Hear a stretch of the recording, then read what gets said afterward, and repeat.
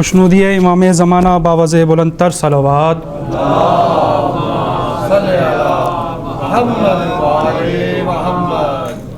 بن گیا دین کی بقا دامن، بن گیا دین کی بقا دامن، بن گیا دین کی بقا دامن، کس کا دامن حسین کا دامن،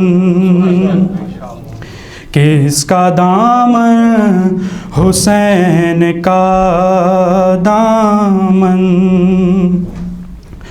اور در پہ زہرا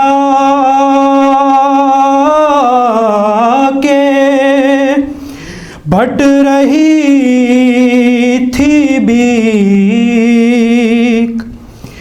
در پہ زہرا کے بھٹ رہی تھی بیک، میں نے اپنا بھی بھر لیا دامن، میں نے اپنا بھی بھر لیا دامن، کس کا دامن حسین کا دامن، اور لے کے عباس کا علم گزرا، لے کے عباس کا علم گزرا، آگ چھو نہ سکی میرا دامن، آگ چھو نہ سکی میرا دامن، بن گیا دین کی بقا دامن، کس کا دامن حسین کا دامن۔ بر محمد و آل محمد صلوات۔ درود بھیجے محمد و آل بیت محمد پہ۔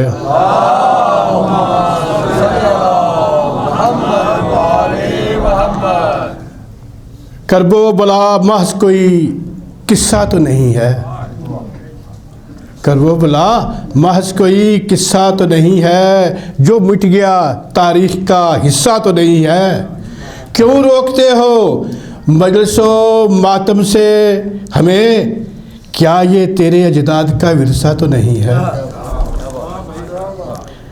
وہ دن بھی تھے مدینہ میں تھا گھر حسین کا، وہ دن بھی تھے مدینہ میں تھا گھر حسین کا، اب کربلا ہے خاک وہ بستر حسین کا، راہ خدا تھی جس میں لٹا گھر حسین کا، کاٹا گیا نماز ہی میں سر حسین کا، صدیاں گزر چکی ہیں مگر شان ہے وہی، ہوتا ہے ذکر آج بھی گھر گھر حسین کا۔ درود بھیجے محمد علی بیت۔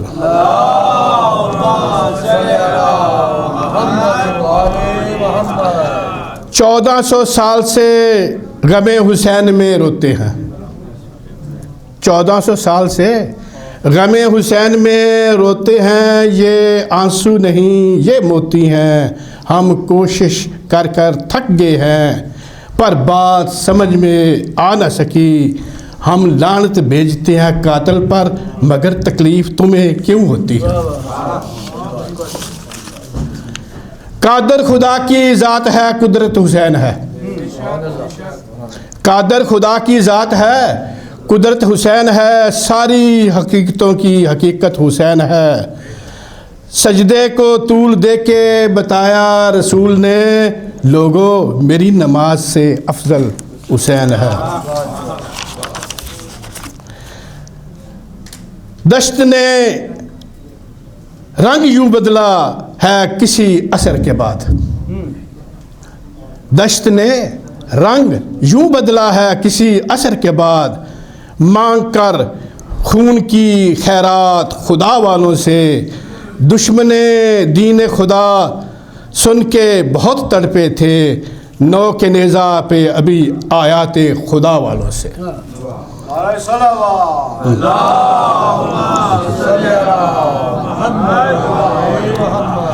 یہ لوگ ہیں دنیا کو جگانے والے، یہ لوگ ہیں دنیا کو جگانے والے، یہ دشت بلا ہے اور زمانے والے، اے وسط کونین سمٹ کر آجا، آئے ہیں محمد کے گھرانے والے۔ درود بر محمد علیہ وسلم۔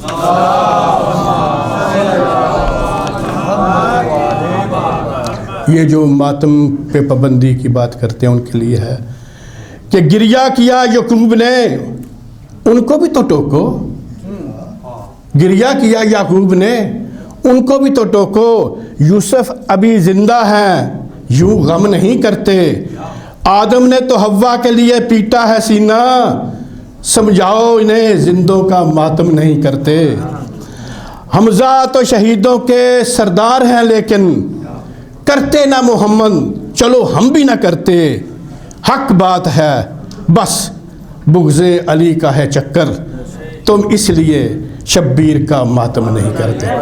درود بر محمد و آل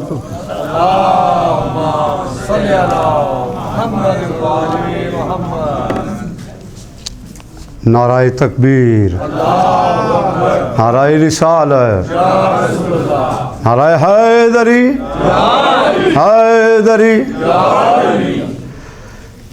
ہے منفرد جہان میں، ہے منفرد جہان میں، احسان فاطمہ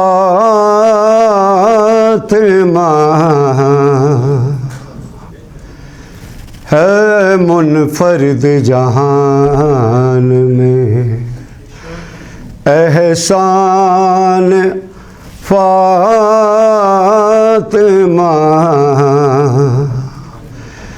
سایہ کرے گا حشر میں،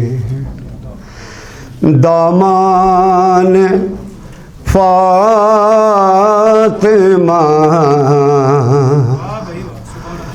ہے منفرد جہان میں، یہ عظمت و وقار یہ ہے شان فاطمہ،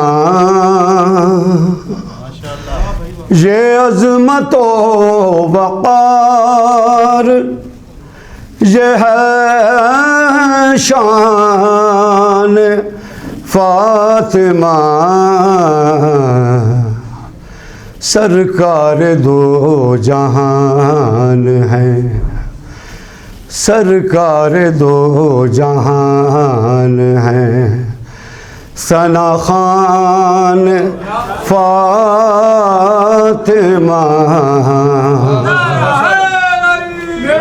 ہے منفرد جہان میں۔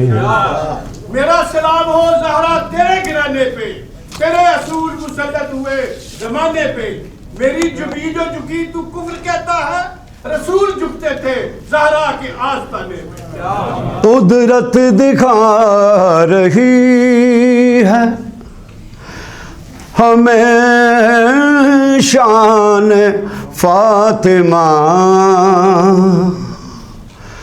قدرت دکھا رہی ہے ہمیں شان فاطمہ، آیات کا نزول یہ، آیات کا نزول یہ، عنوان فاطمہ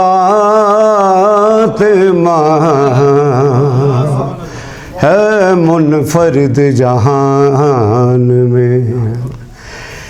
یہ بھی تو ایک مودت زہرا کا فیض ہے. یہ بھی تو ایک مودت زہرا کا فیض ہے. ہر گام ساتھ ساتھ ہے فیضان فاطمہ.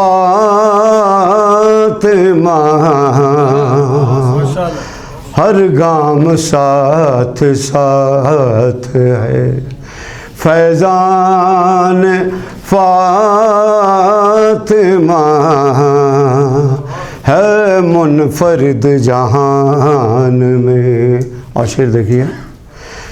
سائے میں سیدہ کے امامت کے پھول ہیں.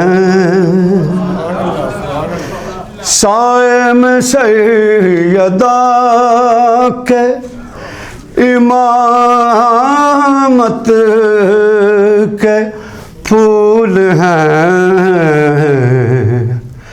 یکساں مہک رہا ہے یکساں مہک رہا ہے گلستان فاطمہ. یکساں مہک رہا ہے گلستان فاطمہ. اس کی بلندیوں کو کوئی چھو سکے گا کیا. اس کی بلندیوں کو کوئی چھو سکے گا کیا. جس دل میں موجزن رہے جس دل میں موجزن رہے عرفان فاطمہ. ہے منفرد جہان میں. اب اس سے بڑھ کے کوئی تمنا نہیں میری. اب اس سے بڑھ کے کوئی تمنا نہیں میری. ناصر رہے ہمیشہ ناصر رہے ہمیشہ ثنا خان فاطمہ. ہے منفرد جہان میں. احسان فاطمہ سایہ کرے گا حشر میں. دامان فاطمہ ہے منفرد جہان میں. سلام. کرم کی ایک نظر مجھ پر خدائے فاطمہ زہرا. کرم کی ایک نظر مجھ پر خدائے فاطمہ زہرا. ودیت ہو میرے دل کو ولائے فاطمہ زہرا. اور وہاں کا ذرہ ذرہ اڑ کے جزوِ کہکشاں ہوگا. وہاں کا ذرہ ذرہ اڑ کے جزوِ کہکشاں ہوگا. مصلی جس جگہ اپنا بچھائے فاطمہ زہرا. اور فرشتوں نے خدا کے رزق کو تقسیم کرنا ہے. فرشتوں نے خدا کے رزق کو تقسیم کرنا ہے. سبھی ہیں منتظر چکی چلائے فاطمہ زہرا.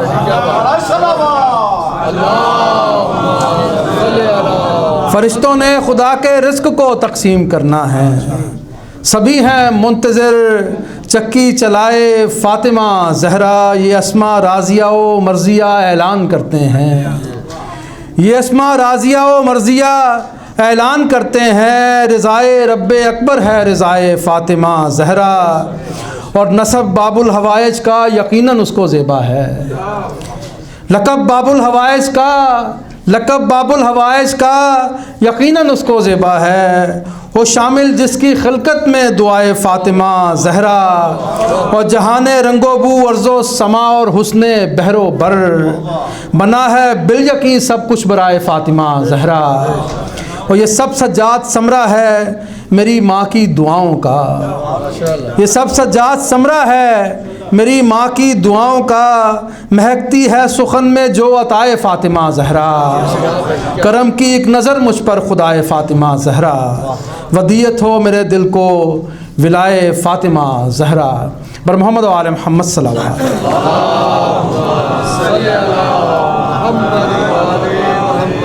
اس کے ساتھ ہی بڑے ادب بڑے احترام سے ملتمس ہوں حضرت السلام قبلہ مولانا فیروز عباس صاحب کی خدمت میں آئیں اور آج کی اس مجلس میں مومنین سے خطاب فرمائیں۔ اللهم اغفر للمؤمنين والمؤمنات والمسلمين والمسلمات الأحياء منهم والأموات، تابع بيننا وبينهم بالخيرات، إنك سميع المجيب الدعوات، إنك قاضي الحاجات، وإنك لا جعلت لكل شيء قدرا، إن الله وملائكته يصلون على النبي يا أيها الذين آمنوا صلوا عليه وسلموا تسليما، اللهم صل على محمد وآل محمد، لا حول ولا قوة إلا بالله العلي العظيم، حسبنا الله ونعم الوكيل، نعم المولى ونعم النصير، أعوذ بالله السميع العليم من الشيطان اللعين اللئيم الرجيم،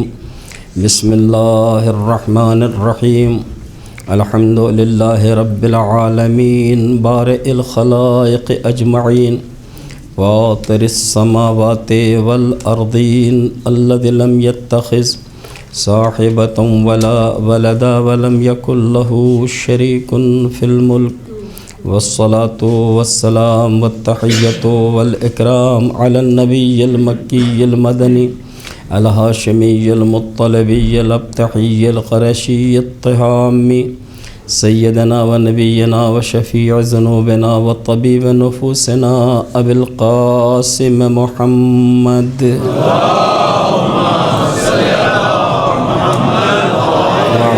الطاهرين المعصومين المظلومين، ولعنة الله على أعدائهم وقاتليهم ومنكر فضائلهم والشاكين فيهم والمنحرفين عنهم أجمعين من الآن إلى قيام يوم الدين، آمين يا رب العالمين، أما بعد فقد قال رسول الله صلى الله عليه وآله وسلم، إني تارك فيكم الثقلين، کتاب اللہ وعطرتی اہل بیتی، ما ان تمسکتم بہما لن تضلوا بعدی ولن یفترقا حتی یردا علی الحوض، صلوات۔ اللہم صلی علی محمد وآل محمد۔ قرآن و عطرت پیغمبر، یہ دونوں چیزیں ذمہ دار ہیں اس بات کی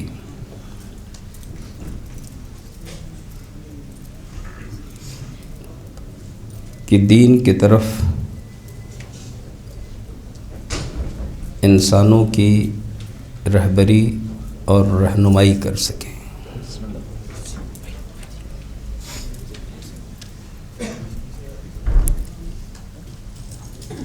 اور دین کا قانون جو بنایا گیا وہ ہے سیرت پیغمبر اعظم صلی اللہ علیہ وآلہ وسلم۔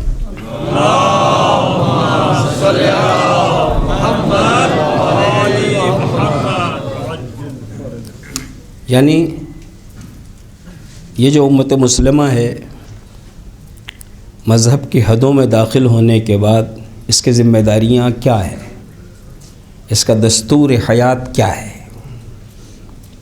تو جو دستور حیات بنایا گیا جس چیز کو، وہ ہے سیرت پیغمبر اعظم۔ وَلَقَدْ كَانَ لَكُمْ فِي رَسُولِ اللَّهِ أُسْوَةٌ حَسَنَةٌ۔ دوسری جگہ ہم سے کہا گیا مَا آتَاكُمُ الرَّسُولُ فَخُذُوهُ وَمَا نَهَاكُمْ عَنْهُ فَانْتَهُوا وَاتَّقُوا اللَّهَ إِنَّ اللَّهَ شَدِيدُ الْعِقَابِ۔ قرآن کے یہ فقرے، یہ آیتیں ہمیں، یہ جملے ہمیں اور آپ کو بتاتے ہیں کہ مذہب کے اندر رہ کے انسان زندگی کیسے گزارے۔ ایک دستور ہونا چاہیے، وہ دستور ہے نبی کی زندگی، وہ دستور ہے پیغمبر کی حیات طیبہ۔ دنیا میں جہاں کہیں بھی دستور بنتا ہے، ہمیشہ دستور بنانے کے لیے عقل و فکر کا استعمال ہوتا ہے۔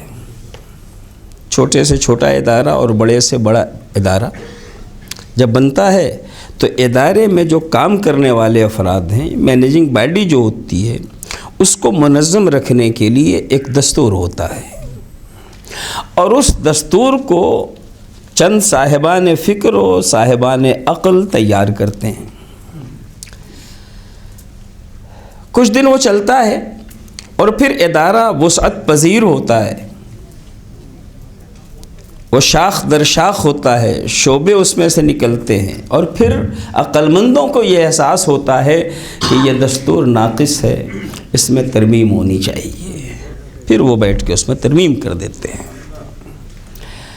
تو ایک چھوٹے سے ادارے سے لے کے اقوام متحدہ تک دستور جب بنتا ہے تو اسی انداز سے بنتا ہے کہ کچھ صاحبان فکر دستور بناتے ہیں، اور پھر مرور ایام کے ساتھ ساتھ، دن گزرنے کے ساتھ ساتھ تقاضا ہوتا ہے کہ دستور کو بدلا جائے، تو کچھ صاحبان فکر پھر دستور کو تبدیل کر دیتے ہیں۔ مذہب اسلام نے فکر کو دستور نہیں بنایا، چند عقل مند بیٹھ کے دستور سازی کر لیں، ایسا کوئی آرڈر مذہب نے نہیں دیا۔ مذہب نے نہ فکر کو دستور بنایا، نہ صاحبان عقل کو دستور بنایا، ان کی عقلوں پہ اعتبار کیا، بلکہ اگر مذہبی ماحول میں کسی چیز کو دستور قرار دیا گیا ہے تو وہ سیرت پیغمبر خاتم، حیات نبی کریم، کردار سرور کائنات۔ اور یہی وجہ ہے عزیزان گرامی کہ دنیا کا ہر دستور بدل جاتا ہے، مگر اسلام کا دستور نہ کل بدلا تھا، نہ آج بدلا ہے، نہ صبح قیامت تک بدلے گا۔ دنیا کا دستور بدل کیوں جاتا ہے، اسلام کا دستور کیوں نہیں بدلے گا؟ اس کی سیدھی سی وجہ ہے عزیزان گرامی، دنیا کا دستور اس لیے بدلتا ہے کہ آج کے فکر اور آج کے عقل مندوں نے حالات کو سامنے رکھتے ہوئے ایک دستور بنایا، اور کل کے صاحبان فکر اور کل کے عقل مندوں نے حالات میں تبدیلی محسوس کرتے ہوئے پھر عقل کا استعمال کیا، اور گزرے ہوئے عقل مندوں نے جو کیا اس کو فیل کر دیا، اور انہوں نے اپنی عقل کا استعمال کرتے ہوئے نیا دستور بنا دیا۔ اس لیے کہ جو گئے تھے ان کے ہاں جو کمی تھی اس کا احساس ہو گیا، ان کے فکر میں جو کمی تھی، لہٰذا آج کے صاحبان فکر جو اپنے کو اس سے بلند سمجھ رہے ہیں وہ دستور کو تبدیل کر رہے ہیں، مگر قرآن کا دستور نہ کل بدلا تھا، نہ آج بدلا ہے، نہ صبح قیامت تک بدلے گا۔ دین اسلام کا دستور کبھی نہیں بدلے گا۔ کیوں؟ اس لیے کہ یہاں فکر کو اختیار نہیں دیا گیا ہے کہ وہ دستور سازی کرے، عقل کو اختیار نہیں دیا گیا کہ وہ دستور سازی کرے، بلکہ سیرت پیغمبر کو دستور قرار دیا گیا ہے۔ نہ صبح قیامت تک نبی سے بہتر کوئی سیرت آئے گی، نہ قیامت کے صبح تک کسی کو یہ اجازت دی جائے گی کہ اسلام کے قانون میں تبدیلی کرے۔ توجہ ہے نا عزیزان گرامی؟ اب اگر کوئی نبی کے بعد کہے کہ پیغمبر کے زمانے میں یہ حلال تھا، میں اسے حرام کر رہا ہوں، تو پہلے اسے نبی سے بہتر سیرت لانی پڑے گی، پھر یہ جرأت کرے کہ اسلام میں کوئی تبدیلی پیدا کرے۔ صلوات بھیجئے محمد و آل محمد۔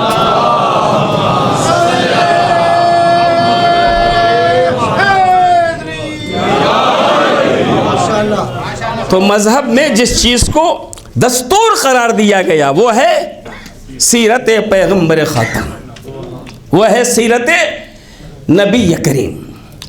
ہم سب مسلمانوں کے لیے لازم ہے کہ اگر ہم ایک اسلامی زندگی گزارنا چاہتے ہیں تو ہمارے لیے آئیڈیل کون ہے، نمونے عمل کون ہے؟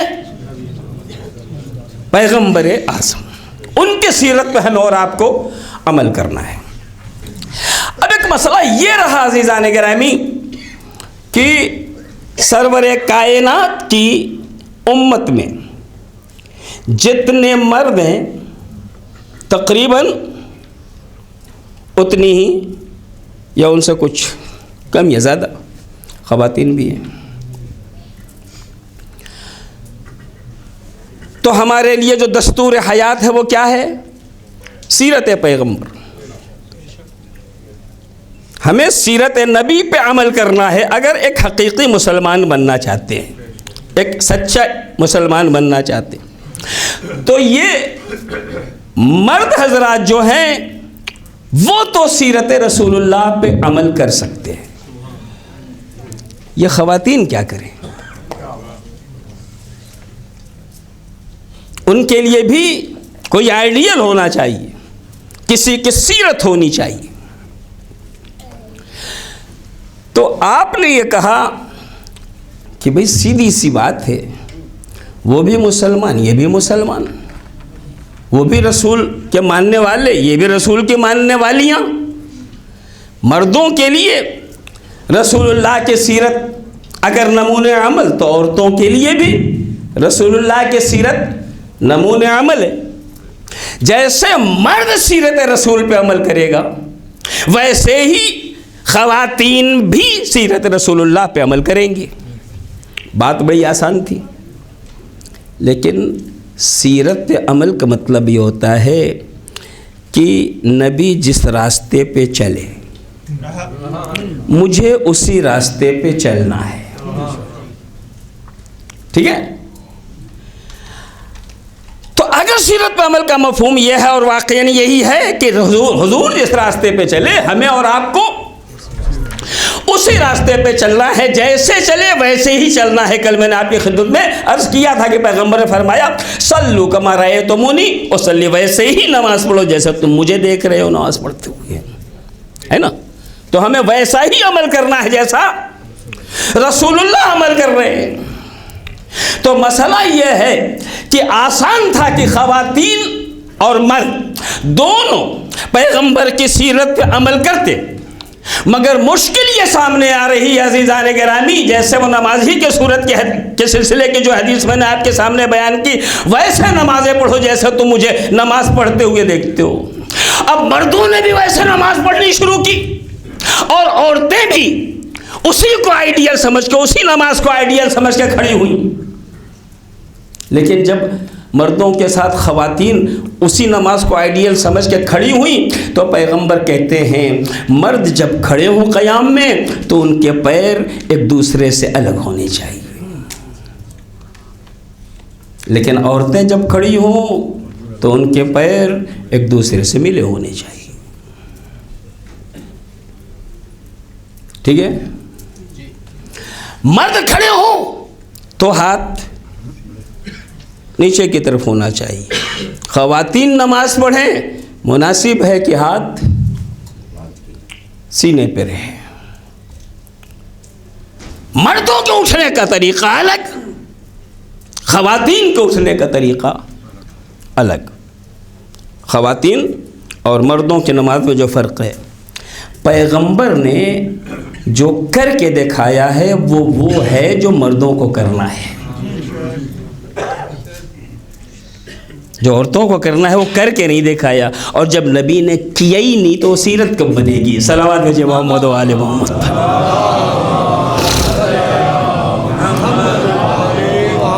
بہت سارے مسائل ایسے ہیں جہاں پہ ہمیں کچھ حکم دیا گیا، خواتین کو کچھ حکم دیا گیا، ہم سے کہا گیا تم مرد ہو، گھر میں بیٹھنا تمہارے لیے مناسب نہیں، باہر نکلو، اپنی اولاد کے لیے رزق حلال کا انتظام کرو اور کوشش کرو. خواتین سے کہا تم شمع محفل نہیں ہو بلکہ گھر کی مملکت کی ملکہ ہو، تمہیں اس گھر کے اندر رہنا چاہیے. مردوں سے کہا گیا حکم جہاد آئے تو تمہیں جہاد میں جانا چاہیے. عورتوں سے کہا گیا حالات کیسے بھی ہو جائے تمہیں جہاد میں نہیں آنا چاہیے. مردوں سے کہا تمہارے لیے پردہ مناسب نہیں ہے، تم مرد ہو. خواتین سے کہا تمہارے لیے بے پردگی مناسب نہیں ہے، تم خاتون ہو. ایسے بہت سارے مسائل ہیں. اسی شریعت پیغمبر نے خواتین کو کچھ حکم دیے اور مردوں کو کچھ احکام صادر کیے. اور قرآن کہہ رہا ہے وَلَقَدْ كَانَ لَكُمْ فِي رَسُولِ اللَّهِ أُسْوَةٌ حَسَنَةٌ. تمہارے لیے جو آئیڈیل ہے وہ ذات کس کی ہے؟ رسول اللہ کی. جس کی سیرت پر عمل کرنا ہے وہ کون ہے؟ رسول اللہ. جو نمونہ عمل ہے وہ کون ہے؟ رسول اللہ. تو جب رسول کی زندگی میں وہ عمل ہے ہی نہیں تو یہ خواتین کس کو آئیڈیل بنائے؟ سوال پیدا ہوتا ہے نا عزیزان گرامی.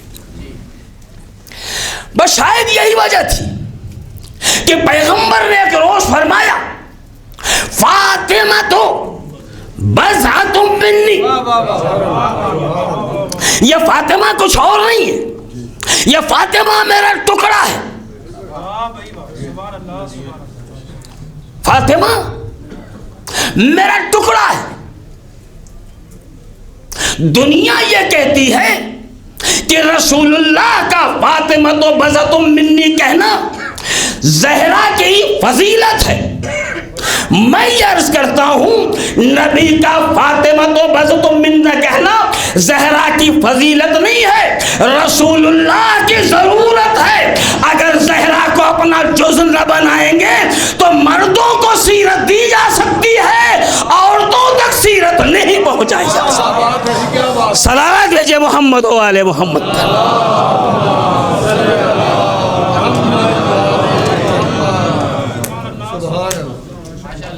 جناب زہرا کو پیغمبر اعظم نے اپنا جز قرار دیا.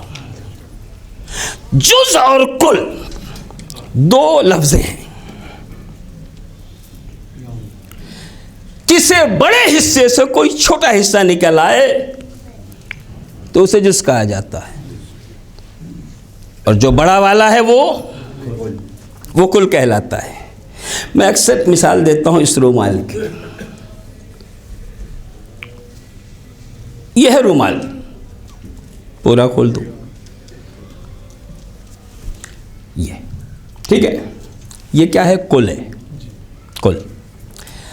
مجھے حق ہے کہ میں اس رومال کو ایسے ہی رہنے دوں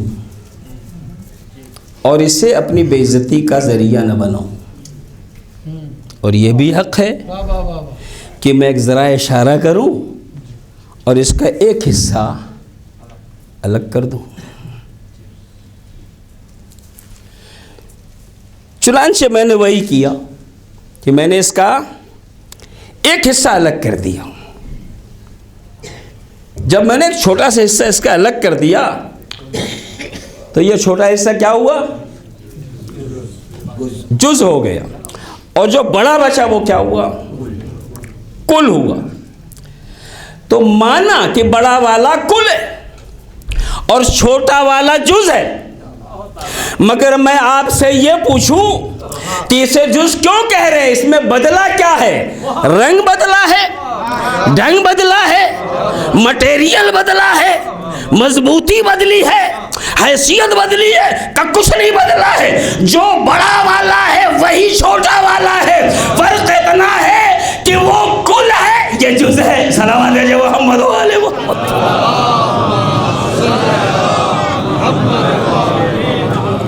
دنیا کہتی ہے زہرا نہ نبی ہے نہ امام. پہچانے زہرا کیا ہے؟ بس اگر اس جز اور کل میں کوئی فرق نکالا جا سکتا ہے تو صرف اتنا سے نکالا جا سکتا ہے کہ ایک چھوٹا ہے ایک بڑا. باقی کسی بھی حیثیت سے چھوٹے اور بڑے کے درمیان کوئی فرق نہیں ہے. البتہ ایک بات ضرور ہوگی کہ اب یہ جو کل ہے نا، چھوٹا سا ٹکڑا نکال کے میں نے پھینک دیا اور یہ کل لے کے مجلس میں ممبر پہ بیٹھا، اور جب میں اپنے پسینوں کو پوچھنے لگا تو مجمع نے دیکھا مول صاحب کو ہوا کیا ہے، یہ ٹکڑا لے کے بیٹھے ہوئے ممبر پہ. اپنی آبرو کا خیال نہیں تو کم سے کم ہماری آبرو کا خیال کیے ہوتے. تو مجلس بھر تو آپ نے صبر کیا، لیکن جو ہی میں اترا تو آپ نے کہا مول صاحب آپ کا رومال نہیں، یہ ٹکڑا لے کے بیٹھے ہیں، خدا را کل آپ دوسرا رومال لے لیجئے گا. میں نے کہا مجھے یہی پسند ہے، میں یہی لے کے بیٹھوں گا. آپ نے بڑی محنت سماجت کی کہ اگر آپ کو احساس نہیں تو آپ ہمارے عالم ہیں تو کم سے کم ہماری عزت کا لحاظ رکھیے. کیا کہیں گے لوگ کہ اتنے بڑے مجمع میں آدمی خطاب کر رہا ہے اور ٹکڑا لے کے بیٹھا ہے. مگر میں نے کہا میں تو وہی لے کے بیٹھوں گا. تو آپ نے دیکھا یہ بڑے ضدی آدمی ہے، مانے گے نہیں بات. تو چپکے سے پوچھا اچھا وہ جو ٹکڑا نکالا تھا آپ نے وہ ہے کہیں؟ میں نے کہا کل یہیں پھینکا تھا، کس طرح پڑا ہوگا. کہتا دیکھیے ہے. میں نے کہا یہ ہے کہ یہ دونوں ٹکڑے ہمیں دے دیجیے. آپ لے کے گئے کسی رفوگر کے پاس، اس نے دونوں کو جوڑا اور ملا دیا، اور پھر آپ نے کہا آپ کو بہت شوق ہے اس کو لے کے بیٹھنے کا تو لیجیے بسم اللہ. اب جو میں لے کے بیٹھا تو کوئی کچھ نہیں کہہ رہا ہے. غور فرما رہے ہیں اعزان گرامی، اب کسی کی بے عزتی نہیں ہو رہی ہے. میرے کہنے کا مقصد یہ ہے کہ نبی کو یہ اختیار تھا کہ اپنی نبوت کی لاج رکھتے اور کل کو کل رہنے دیتے، اس سے کوئی جز الگ نہ کرتے. نبی کو یہ اختیار تھا کہ اپنی نبوت کی آبرو کی حفاظت فرماتے اور کل کو کل رہنے دیتے، اس سے کوئی ٹکڑا الگ نہ کرتے. اور اگر نبی نے الگ کر ہی دیا تو مانا کہ یہ چھوٹا ٹکڑا ہے، مگر اب وہ بڑا بھی ٹکڑا ہی رہ گیا ہے. صلوات علی محمد و آل محمد.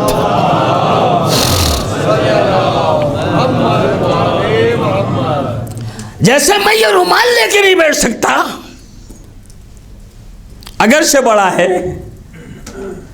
ویسے ہی اس ٹکڑے کے جدا ہونے کے بعد اب نبوت میں یہ فرق آیا، اس لیے کہ اب وہ کل نہیں رہ گئے، مانا کہ بڑا ٹکڑا ہے مگر جز الگ ہو چکا. اب سمجھ میں آیا کہ روز میلاد النبی کرنے کے بعد بھی مسلمانوں کو رسول اللہ سمجھ میں کیوں نہیں آ رہے ہیں. وجہ یہ ہے عزیزان گرامی کہ وہ سیدھے اس بڑے ٹکڑے کو پہچاننے کی کوشش کرتے ہیں، اور نبی کہہ رہے ہیں میں نے ایک ٹکڑا الگ کیا ہے، جب تک اس ٹکڑے کو اس ٹکڑے سے نہیں ملاؤ گے میں کبھی تمہاری سمجھ میں نہیں آؤں. صلوات بھیجئے محمد و آل محمد.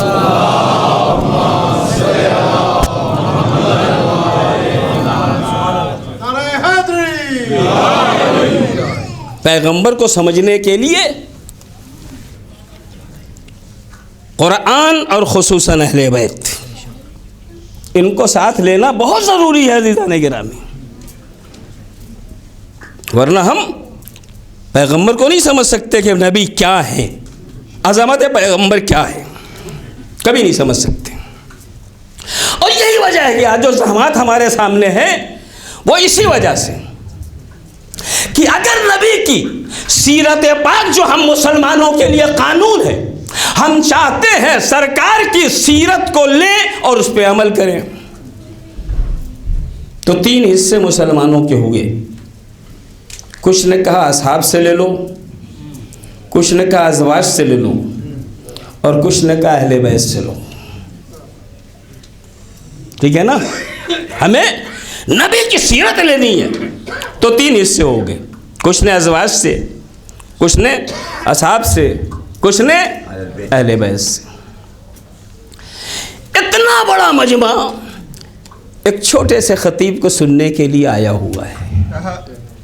یہ آپ کی محبت اور عقیدت ہے، اور امام حسین علیہ الصلوۃ والسلام سے آپ کی والہانہ محبت کا ثبوت ہے.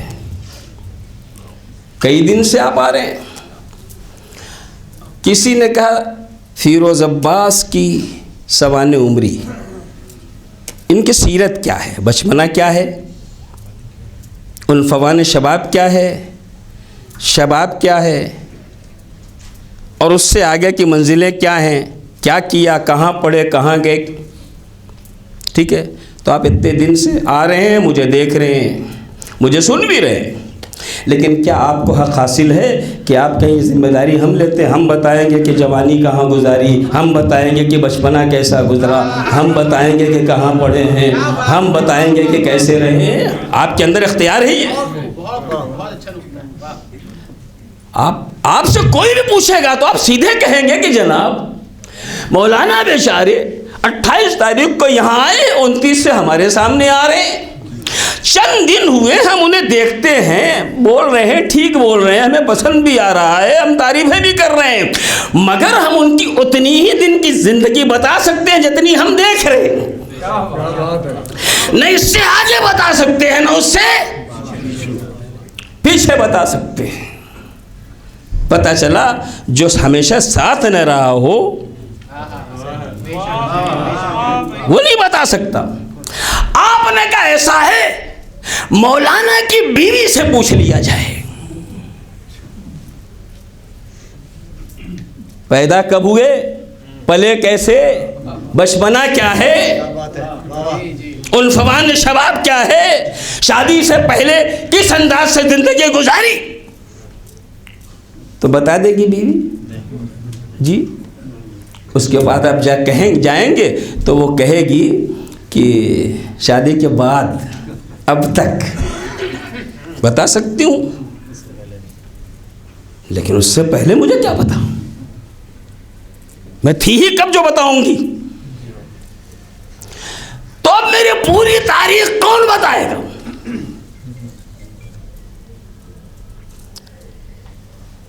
میری بیوی ازواج کے زمرے میں آئی، آپ اصحاب کے زمرے میں آئے. اب کون سا راستہ ہے جہاں سے پتہ چلے پیدا کب ہوا، کیسے پلا، تربیت کیسے ہوئی، کس اسکول میں گیا، کتنا پڑھا، کیسے امتحانات پاس کیے، کیسے ترقیاں کی، جوانی میں کیا کیا، آگے کی زندگی میں کیا کیا، شادی شدہ ہوئے تو کیسے زندگی، اولادیں کتنی ہیں، نہیں تھے تو بقیہ زندگی کیسے، یہ کون بتائے گا عزیزان گرامی؟ آپ نے کہا جتنی دیر ہم نے دیکھا وہ اتنا تو بتا سکتے ہیں، اس کے آگے نہیں بتا سکتے. توجہ ہے نہیں عزیزان گرامی؟ جب آپ نے ہمارے گھر پہ جا کے پوچھنا چاہا کہ آپ بتائیں کہ جب سے اس گھر میں آئی ہوں تب سے ان کی کیا کیفیت ہے، وہ تو ہم بتا سکتے ہیں، مگر اس سے پہلے کے حالات کو ہم نہیں بتا سکتے. لیکن جب آپ میرے گھر والوں کے پاس گئے تو انہوں نے اطمینان سے کہا تشریف رکھیں، ہم بتائیں گے کب پیدا ہوئے، کہاں پیدا ہوئے، کیسے تربیت ہوئی، کیسے تعلیم ہوئی، جوانی کیا تھی، عنفوان شباب کیا تھا، زندگی کیا تھی، مرحلے موت کیا تھا. عزیزان گرامی پتہ چلا اگر سیرت نبی لینا ہو تو نہ اصحاب بتا پائیں گے کہ سیرت کیا ہے، نہ ازواج بتا پائیں گے سیرت کیا ہے، اہل بیت کے ابو طالب بتائیں گے کہ آؤ ہم تمہیں بتائیں گے نبی کا بچپنا کیا ہے، اہل بیت کے علی بتائیں گے کہ ہم تمہیں بتائیں گے کہ رسول کی جوانی کیا ہے.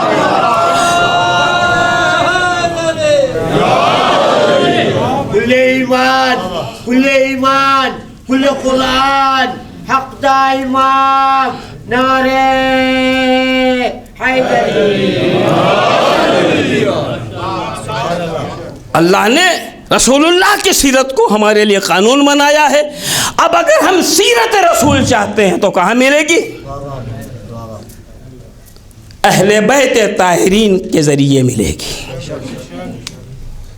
قرآن بھی اہل بیت کے ذریعے ملے گا, سیرت مرسل اعظم بھی اہل بیت کے ذریعے ملے گی, اگر ہم ایک حقیقی اسلام چاہتے ہیں. اور چونکہ اہل بیت ہی تعلیمات قرآن کو بھی زندہ رکھنے والے تھے اور سیرت پیغمبر کی حفاظت کے لیے بھی جان دینے والے تھے, اس لیے نبی نے اہل بیت کے پہچانوانے کا خصوصی اہتمام کیا.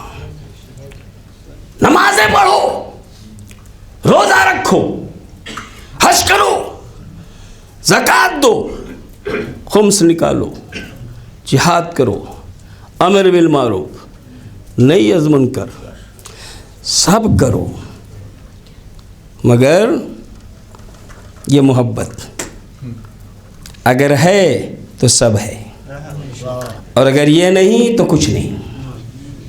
ساری چیزیں اپنی اہمیت کے اعتبار سے عام ہیں, مگر وہ اہم بنے گی اس وقت جب یہ ہو جسے محبت اہل بیت کہا جاتا ہے. اور یہی وجہ ہے کہ پیغمبر نے جہاں نمازیں پڑھ کے بتائیں, روزہ پڑھ کے رکھ کے بتایا, حج کر کے بتایا, دیگر امور انجام دے کے بتائے, وہی عظمت اہل بیت طاہرین کو خود عملی شکل میں ان کا احترام کر کے ہمیں بتایا کہ یہ کس انداز سے قابل احترام ہے.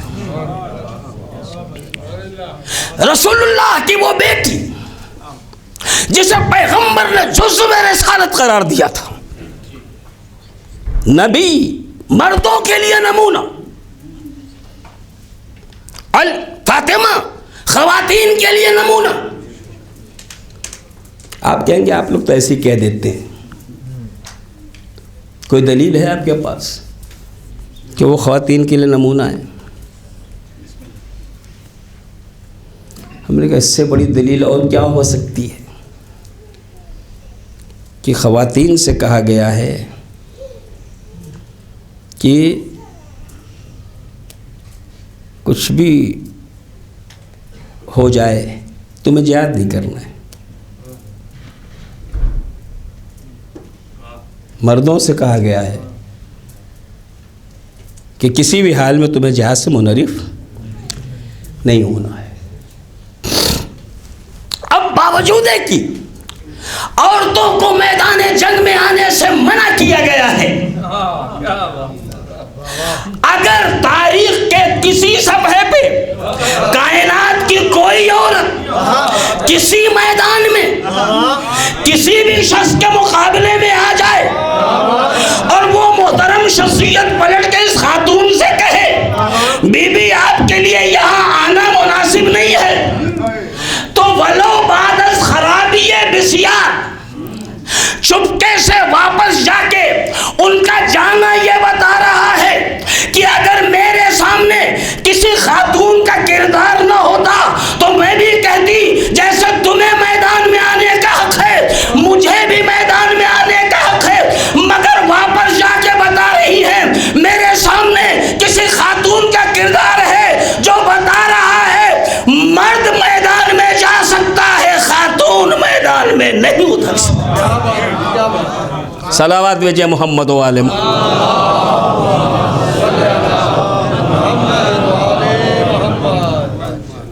وہ بی بی جو ساری کائنات کی خواتین کے لیے نمونہ عمل بنی. نبی نے اسی لیے کہا جو بس تم منی میرا ٹکڑا, نہیں کہا میرے دل کا, نہیں کہا میرے کلیجے کا, نہیں کہا میرے جسم کا, فاطمہ میرا ٹکڑا. اب مسلمانوں نبی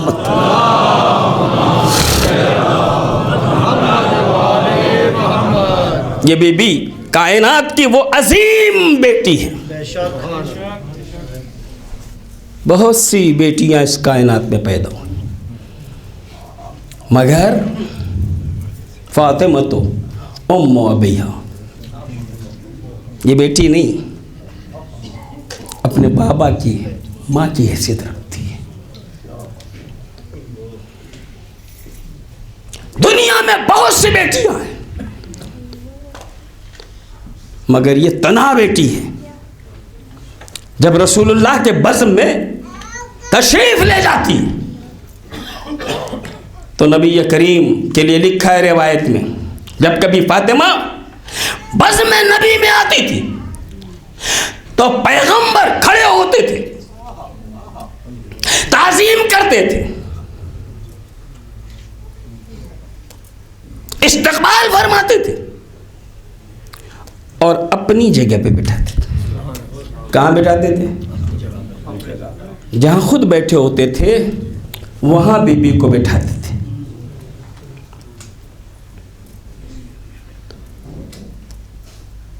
ایک عالم دین نے اس روایت میں ایک اہم بات کہی، پڑھنے والے پڑھتے رہتے مختلف مجموعوں میں. ایران میں بھی ایک خطیب پڑھ رہے تھے رہبر کے سامنے، تو آقا نے فرمایا اس میں خاص بات ہے، خالی کھڑے نہیں ہوئے حضور، اس لیے کہ اگر کھڑے ہوتے تو روایت کا فقرہ ہوتا ہے قام لہا، ان کے لیے کھڑے ہوئے. روایت کا فقرہ ہے قام الیہا، یعنی جب زہرا آئی ہیں تو دوڑ کے ادھر بڑھ کے ان کا استقبال کیا، والہانہ انداز میں بڑھ کے استقبال کیا. لائے کہاں بٹھایا؟ وہاں بٹھایا جہاں نبی بیٹھتے تھے. یہ کسی اور گھر کی بات نہیں ہے، یہ اس گھر کی بات ہے جہاں امہات المومنین میں سے ایک خاتون نبی کی زوجیت میں آئی. باپ نے بھی اسلام قبول نہیں کیا ہے، باپ بیٹی سے ملنے کے لیے اس گھر میں آئے اور چاہتے ہیں کہ وہاں بیٹھے جہاں رسول اللہ بیٹھتے ہیں. اچانک بیٹی آگے بڑھی، بستر کو لپیٹ کے آواز دے رہی ہے یہ آپ کی جگہ نہیں ہے. جس جگہ زوجہ اپنے باپ کو وہاں بیٹھنے سے روک رہی ہے، اسی گھر میں رسول اللہ اپنی بیٹی کو اس جگہ بیٹھا کے بتا رہے ہیں کسی کا باپ اور ہوتا ہے، رسول کی بیٹی اور ہے. صلوات بھیجیے محمد و آل محمد.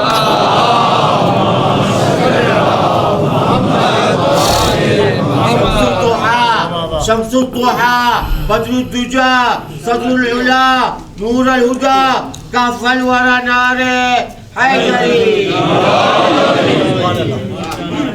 عزیزان گرامی، یہ ہے شاہزادی زہرا سلام اللہ علیہ. ان کی عظمتوں کو سوچا بھی نہیں جا سکتا. امام صادق علیہ السلام نے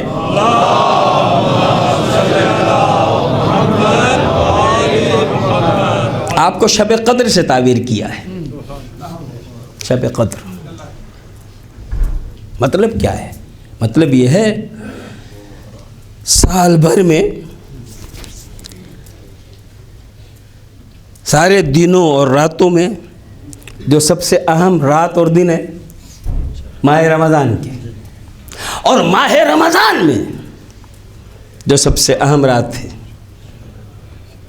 اسے شب قدر کہا جاتا ہے. خیر من الف شہر، 2 دن 4 دن کی بات نہیں ہے، 1000 مہینے سے بہتر ہے. تو سارے سال میں اگر کوئی چیز بہت زیادہ اہم ہے تو اسے کیا کہتے ہیں؟ شب قدر. ٹھیک ہے، آپ جانتے ہیں کون سی تاریخ شب قدر ہے؟ اتنے بڑے مجموعے سے سوال کر رہا ہوں، شب قدر کون سی ہے بتائیں جی؟ 19 21 23. میرے بھائی اگر 19 ہے تو 21 23 کیا چیز ہے؟ اور اگر 21 ہے تو 19 سے 23 کیا چیز ہے, اور اگر 23 ہے تو 19 سے 21 کیا چیز ہے. اور اتنی نہیں ہے, لوگوں نے کہا کہ نصف ماہ رمضان کے بعد ہر طاق رات کے لیے ممکن ہے کہ یہ شب قدر ہو. اور فرما رہے ہیں یہ ہمارے یہاں بھی جو 3 تاریخیں ہیں, اس کا مطلب کہ ہم بھی متفق نہیں ہیں کہ کون سی ہے. آج بھی کر لو عمل, کل بھی کر لو, پرسوں بھی کر لینا. ہاں زیادہ امکان 23 کا ہے, بس اتنا ہی کہا گیا نا. لیکن کسی نے یقین سے کہا شب قدر کیا ہے. اے پروردگار اتنی اہم رات ہے, بتا دے کون سی ہے تاکہ ہم اس کے فیوز و برکات سے استفادہ کر سکیں. مالک تو نے سارے مسلمانوں کے لیے اسے چھپا کیوں رکھا ہے؟ کہا بتا دوں گا تو بس وہی رات تمہارے لیے کافی ہوگی. کوشش کرو گے آج جو کر لو کر لو, نہ اس کے آگے نہ اس کے پیچھے, اس لیے چھپا رکھا ہے تاکہ جس کے لیے تمہیں شبہ ہو کہ یہ شب قدر ہے اس دن عمل کر لو. 2 دن کے بعد پھر سمجھ میں آئی یہ شب قدر ہے, پھر عمل کر لو. 2 دن کے بعد پھر سمجھ میں آئی یہ شب قدر ہے, پھر عمل کرو. چھپایا اس لیے ہے تاکہ اس کے اشتیاق میں تمہارا عمل بڑھتا چلا جائے. توجہ ہے نا عزیزان گرامی. امام کہتے ہیں میرے جدہ کی مثال شب قدر جیسی ہے, کوئی مسلمان نہیں جان پائے گا زہرا کی عظمتیں کیا ہیں. کہ اس لیے چھپا دیا ہے تاکہ جو عظمتوں کو ڈھونڈتے چلے جاؤ گے تمہاری بلندیوں میں اضافہ ہوتا چلا.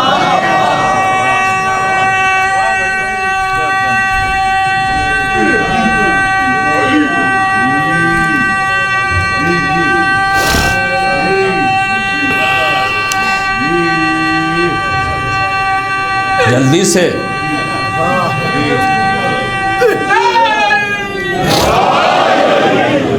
نعرہ حیدری لگانے میں کوئی پریشانی نہیں ہے, مگر جلدی کیجئے تاکہ ٹائم خراب نہ ہو. صلوات دیجئے محمد والے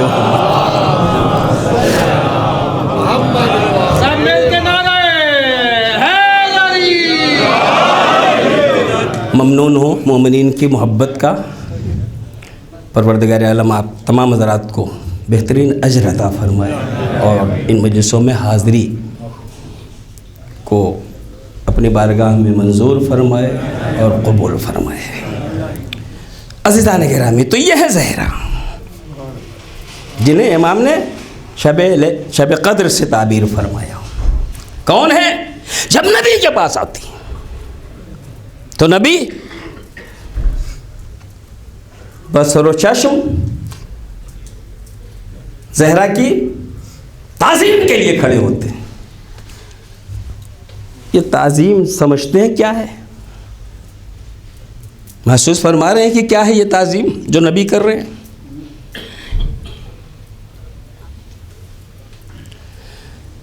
ہوتا یہ ہے عزیزان گرامی کہ اگر ایک ہی گھر کی 2 شخصیتیں چاہے عمر میں رشتے میں 19-20 ہوں, لیکن اگر 2 شخصیتیں کسی اقتدار کو حاصل کر لیں تو صاحبان اقتدار کے پروٹوکولز ہوتے ہیں. اگر ہمارے ملک میں دوسرے ملک کا وزیر اعظم آیا تو ہمارا وزیر اعظم کس طرح اس کی تعظیم کرے گا, اور اگر ہمارا کہیں گیا تو دوسرا وزیر اعظم کس انداز سے اس کی تعظیم کرے گا. یہ کیا ہوتا ہے؟ ایک طریقہ ہوتا ہے. اسی انداز سے تعظیم کی جاتی ہے.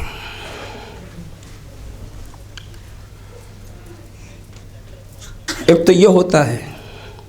دوسرے, جب 2 وزرائے اعظم یا 2 ذمہ دار 2 ملکوں کے اکٹھے ہوتے ہیں تو اکثر یہ ہوتا ہے ہمارے ملک میں یہ نہیں, آپ کے یہاں بہت زیادہ ہے, آپ کے ہاں یہ نہیں ہے, ہمارے یہاں بہت زیادہ ہے, تو کیوں نہ ہم یہ چیز آپ کو دے دیں اور وہ چیز آپ ہمیں دے دیں. معاہدہ کر لیا جائے لین دین کا, ٹھیک ہے نا.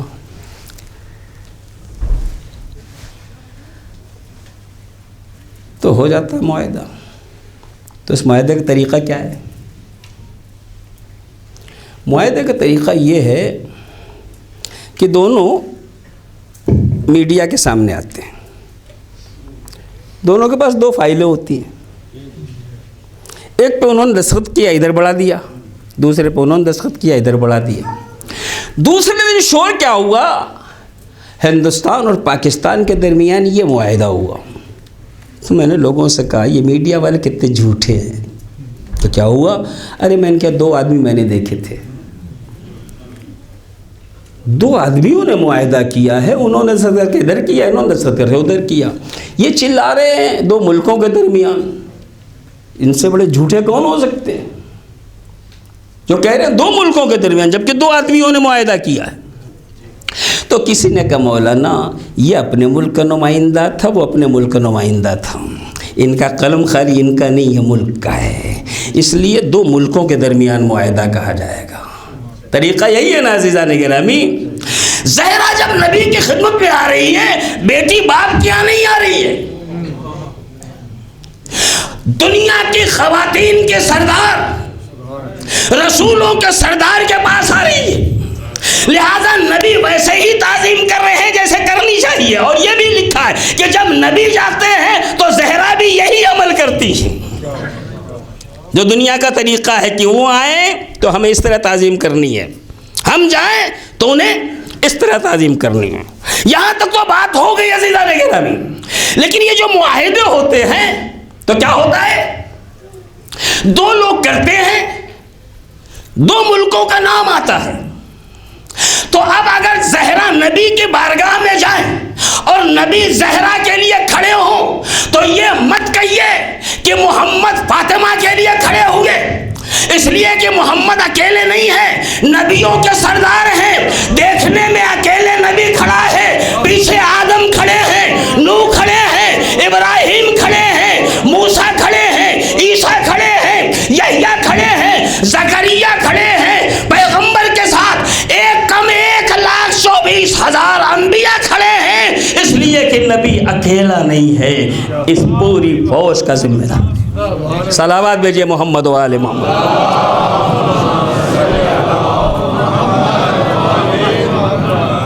عزیزو, کل بڑی تیزی کے ساتھ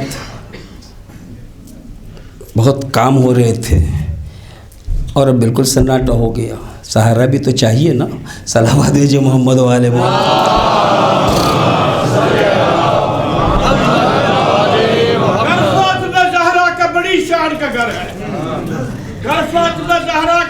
شان کا گھر ہے, جبریل کی منزل ہے, یہ قرآن کا گھر ہے, اسلام کے ماحول میں ایمان کا گھر ہے, مومن کی منافق کی یہ پہچان ہے.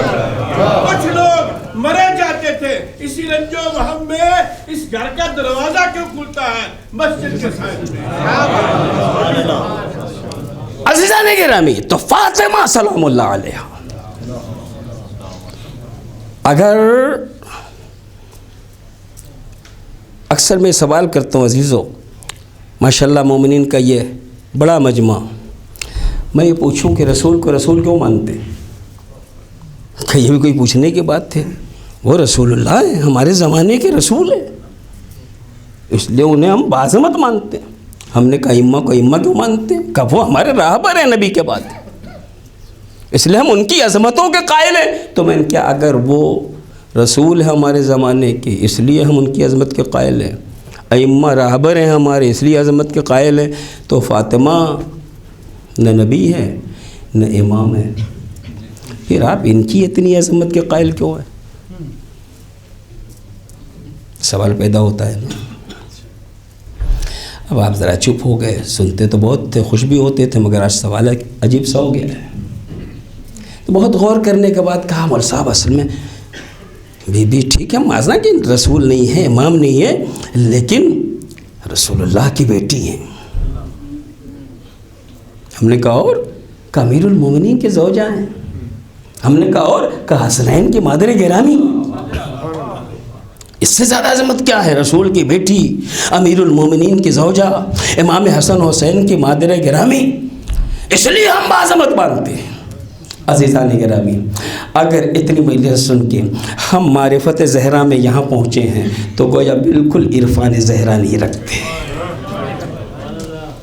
اس لیے کہ یہ رشتے یقیناً زہرا کی عظمتوں میں کسی حد تک اضافے کا سبب ہیں, مگر زہرا بذات خود اتنی پستہ قد نہیں ہے کہ اپنے کو بلند کرنے کے لیے رشتوں کی بیساکھیوں کا سہارا لے.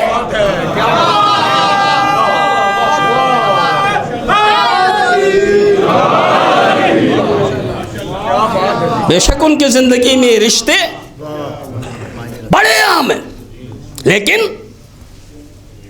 ان رشتوں کی وجہ سے اہم ہے نہیں. اور اس کی دلیل بالکل سامنے کی ہے عزیزان گرامی. نبی بیٹی کے گھر آئے، چادر مانگی، اوڑھی اور سو گئے. حسنین آئے، بی بی آئیں، امیر المومنین آئے، سب چادر کے اندر اکٹھے ہو گئے. اب اللہ فرما رہا ہے اعلموا یا ملائکتی و سکان السماواتی وعزتی و جلالی. اے میرے ملائکہ، اے میرے آسمان پہ رہنے والو، میری عزت و جلال کی قسم ہے. انی ما خلقت السماء مبنیہ ولا ارضا مدحیہ ولا قمرا منیرا ولا شمسا مضیہ ولا فلکا یدور ولا بحر یجری ولا فلکا تسری الا فی محبت ہؤلاء الخمسۃ الذین هم تحت القصر.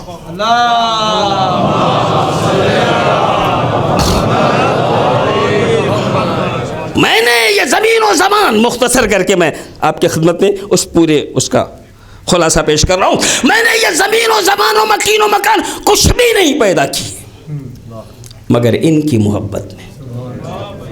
جو اس وقت اس چادر کے نیچے جبریل جیسا فرشتہ کہتا ہے یا ربی ومن تحت الکسا، اے پروردگار اس چادر میں ہے کون؟ ارے میں نے کہا جبریل یہ کیا ہے؟ تم پوچھ رہے ہو کون ہے؟ نبی کو نہیں پہچانتے، علی کو نہیں جانتے، حسنین اور زہرا سے واقفیت نہیں ہے، تم سوال کر رہے ہو کون ہے؟ کہاں میں سوال کر رہا ہوں، جانتا ہوں، سب کو جانتا ہوں، مگر جب کبھی اس بزم میں گیا، نبی کو بزم میں دیکھا، علی کو بغل میں بیٹھے دیکھا، حسنین کو کچھ دور کھیلتے دیکھا، زہرا کو اپنے گھر میں دیکھا، سب کو الگ الگ دیکھا تو سب کو پہچانا، یہ نبی، یہ علی، یہ فاطمہ، یہ حسن، یہ حسین. مگر آج جب سب ایک ہی چادر میں آ گئے تو نور کی تابانی کچھ اتنی زیادہ بڑھی کہ اب نگاہ عصمت بھی خیرہ ہو رہی ہے. سمجھ میں نہیں آ رہا ہے یہاں کون. ان کو دیکھا تو محمد، ان کو دیکھا تو محمد، ان کو دیکھا تو محمد. جدھر نظر جا رہی ہے محمد ہی محمد نظر آ رہے ہیں. کیسے پہچانوں اس میں نبی کون ہے، اس میں علی کون ہے، اس میں حسن کون ہے، اس میں حسین کون ہے، اس میں زہرا کون ہے؟ تو اللہ نے کہا ہم نے کچھ نہیں پیدا کیا مگر ان کی محبت میں. جبریل کہتے ہیں کون ہے یہ؟ جواب کیا ملتا ہے؟ اگر میں کسی نوجوان کے لیے پوچھوں یہ کون ہے، ارے مولانا فلاں کے فرزند ہیں اور فلاں بڑی مشہور شخصیت ان کے پوتے ہیں، تو جو دستور ہوتا ہے تعارف کا کیا ہوتا ہے؟ جو خانوادے کا مشہور ترین اور بزرگ ہوتا ہے اس کے ذریعے چھوٹوں کا تعارف کرایا جاتا ہے. جبریل نے کیا پوچھا؟ کون ہے اس چادر کے نیچے؟ تو جواب کیا ہونا چاہیے تھا؟ وہ نبی ہیں، ان کی بیٹی، ان کے داماد، ان کے نواسے. کوئی غلط تو نہیں ہوتا ہے نا؟ نبی سے افضل کون ہے اس کائنات میں؟ مگر جو جواب ملا وہ یہ تھا ہم فاطمہ تو و ابوہا و بالوہا و بنوہا. وہ فاطمہ ہیں ان کے پیدر، وہ فاطمہ ہیں ان کے شوہر، وہ فاطمہ ہیں ان کے دونوں بیٹے حسن و حسین. قدرت نے اس انداز سے جواب دے کے بتایا زہرا رشتوں کی محتاج نہیں، یہ رشتے خود اتنے محتاج ہیں کہ یہ فاطمہ کی وجہ سے پہچانے جاتے. صلوات بھیجے محمد و آل محمد.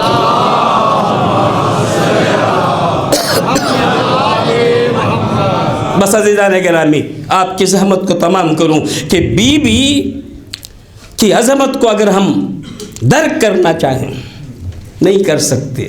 کیوں؟ شب قدر سے تعبیر کیا ہے نا, اِنَّا أَنزَلْنَا, کیا کہا گیا؟ ہم نے کتاب قرآن کو کہاں نازل کیا؟ کہا شب قدر وَمَا أَدْرَاكَ مَا لَيْلَةُ الْقَدْرِ. تم کیا جانو کہ شب قدر کیا؟ صلوات دیجئے محمد و آل محمد. آخری جملہ آپ کی خدمت میں گزارش کر رہا ہوں. زہرا کائنات کی اس عظیم خاتون کا نام, رسول کی اس باعظمت بیٹی کا نام. علماء شیعہ, علماء برادران اہل سنت نے لکھا آیت تطہیر کے آنے کے بعد 6 مہینے تک مسلسل عشاء کی نماز کے بعد نبی کریم زہرا کے دروازے پہ آ کے فرماتے تھے السلام علیکم یا اہل بیت النبوہ. 6 مہینے تک مسلسل در زہرا پہ فرماتے تھے السلام علیکم یا اہل بیت النبوہ. 14 صدیاں گزر گئی نبی کو آئے ہوئے. اس وقت سے لے کے آج تک جب بھی کوئی مسلمان اپنی عقیدت کا اظہار کرنا چاہتا ہے بارگاہ رسالت میں, کیا کہتا ہے؟ نماز جب پڑھ لیتا ہے مسلمان تو اسے رسول یاد آتے ہیں. رسول نہ ہوتے تو یہ نماز ہم تک نہ پہنچتی. تو نماز کے بعد اکثر مسجدوں سے آپ نے سنا ہوگا یا نبی سلام علیک, اے نبی آپ پہ سلام ہو. 14 صدیاں گزرنے کے بعد بھی اس وقت سے لے کے آج تک مسلمان جب چاہتا ہے کہ اپنے نبی سے اظہار عقیدت کرے تو نبی کو کہیں بھی ہو وہاں سے سلام بھیجتا ہے. توجہ ہے, اور پرسکون ہوتا ہے کہ ہم نے نبی کے رشتے کا احترام کیا. توجہ ہے نا جانے گرامی, جو نبی کو سلام کر کے سکون حاصل کرے اسے مسلمان کہا جاتا ہے, اور جو در زہرا پہ جا کے سلام کر کے سکون حاصل کرے اسے محمد الرسول اللہ کہا.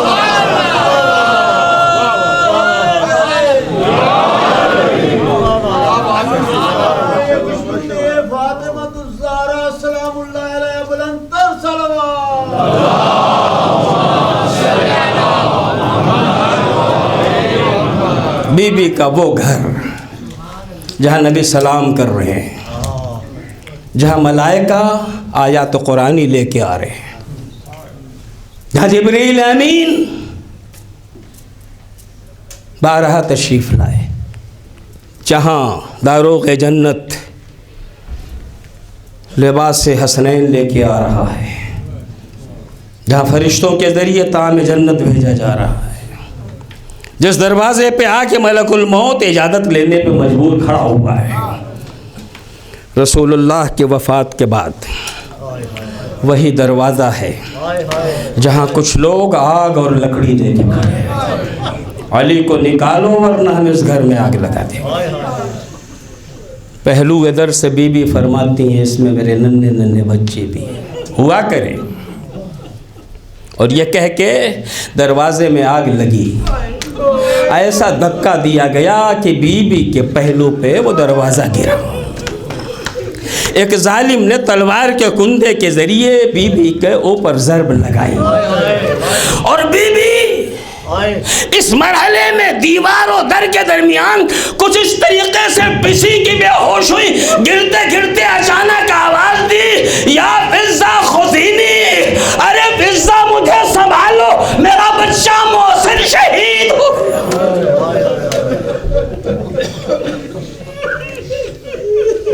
نبی کے بعد ابھی بہت کم دن گزرے ہیں, بہت کچھ ہو گیا, بہت کچھ گزر گئی زہرا پہ, اور اتنے دن میں بی بی کو کہنا پڑا صبت علی مصائب والنہار, صبت علی الایام سرن لیالیا. بابا مجھ پہ مصیبتوں کے وہ پہاڑ ٹوٹے ہیں کہ اگر روشن دن پہ پڑتے تو شب تاریک ہو جاتے.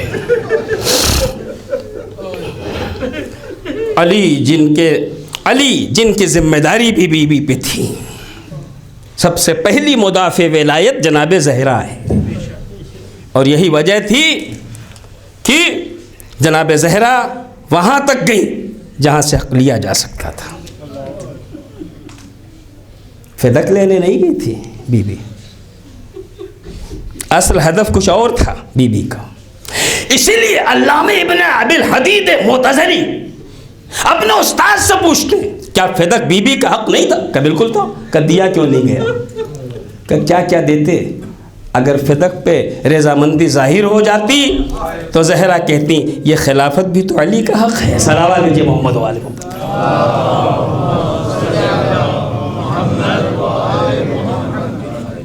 پہلی مدافع ولایت کے دفاع کے لیے گئی تھی، آغاز فدق سے کیا تھا، اور اتنا احساس تھا کہ امیر المومنین کو دیکھ کے حسرت کس سے کہتی علی دل میں حسرت تھی تو میں بابا کے ممبر پہ دیکھتی، میری حسرت تھی تو میں بابا کے ممبر پہ دیکھتی۔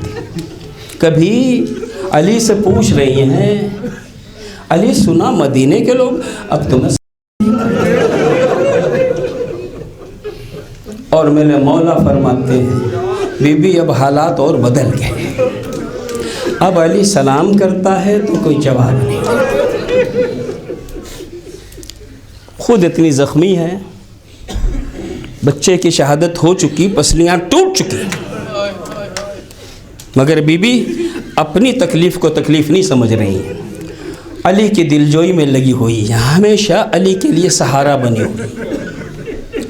ایک دن بی بی نے دیکھا،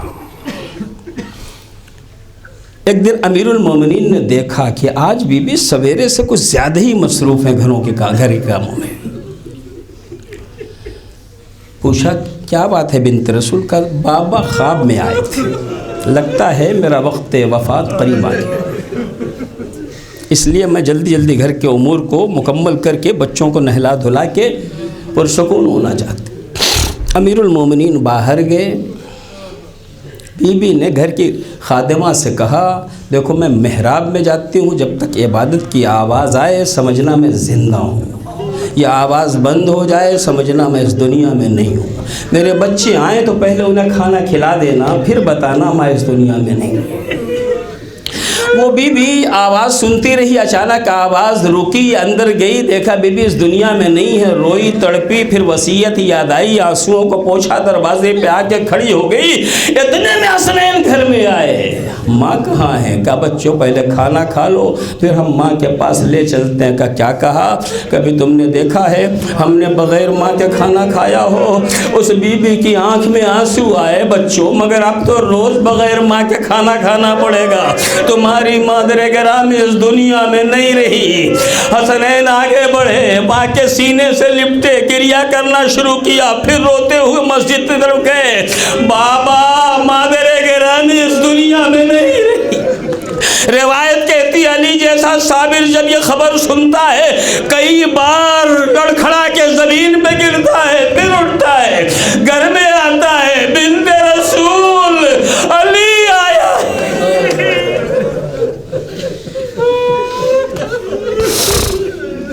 فاطمہ علی تمہیں بلا رہا ہے، زہرا علی آواز دے رہا ہے۔ امیر المومنین نے حکم دیا غسل کا انتظام کیا جائے، اسما بنت امیس انہوں نے اہتمام کیا،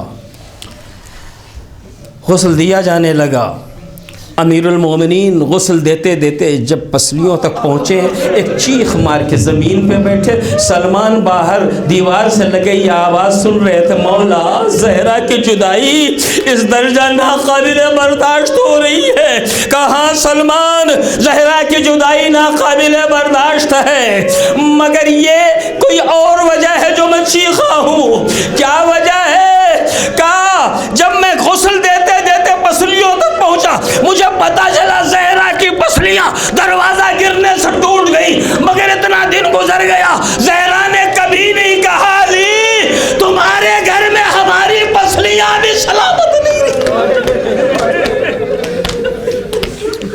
غسل ہو گیا، کفن پہنا دیا گیا، بچوں سے کہا گیا آخری دیدار کر لو، سارے بچے اکٹھے ہوئے، علماء نے لکھا حسین دیوار سے لگے کھڑے ہیں اور سسکیاں لے رہے ہیں، مولا فرماتے حسین ماں کا آخری دیدار نہیں کرو گے، کہ کریں گے مگر ایک شرط ہے، کہ کیا؟ کہ جب تک ماں نے آج تک ہمیں بلایا نہیں، آغوش پھیلا کے ہم گئے نہیں ہیں، اگر آج بھی ماں چاہتی ہے حسین رخصت آخر کو آئے، ماں کو آغوش پھیلا کے بلانا پڑے گا۔ روایت کہتی ہے بند کفن ٹوٹے فضا میں آواز گونجی، آ میرے لال حسین آ جا، حسین دوڑے ہوئے ماں سے لپٹے، کلیجے سے لگا کے ایک مرتبہ لگ کے فرمایا مادر گرامی آج آپ کا آخری دن ہے، آپ نے بلایا، حسین دوڑا ہوا آیا، وعدہ کرو ماں 10 محرم کو جب میں گھوڑے سے گروں گا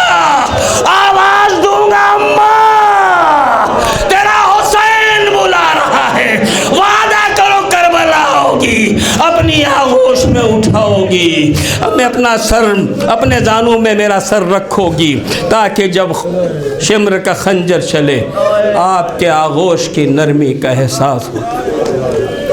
الا لعنت اللہ علی القوم الظالمین وسیعلم الذین ظلموا ای منقلب ینقلب۔